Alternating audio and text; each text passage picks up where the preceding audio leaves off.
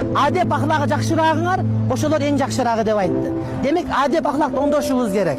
Пайгамбар дуа кылган, о Кудай таалам, менин кандай кебете кеш билим жакшы кылсаң, ошондой эле кулк мүнөзүмдү жакшы кыл деп дуа кылган урматтуу бир тууганым. Адам акча менен, амал менен, намаз менен жетпеген даражага жакшы кулк мүнөз менен, жакшы адеп аhlak менен жетет.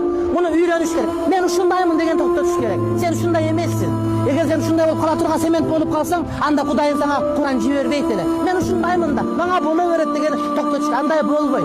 Оңдош керек. Сабырдуу болгонго, кичипейли болгонго, адамдардын катачылыгын көрбөй калганга, бамдабай калганга, билбей калганга аракет кылыш керек. Эң жакшы адам бирөө катачылык кетирип алат, адашып деле. Келиндер катачылык кетирип алат, кайнене көрбөй калыш керек мисалы үчүн.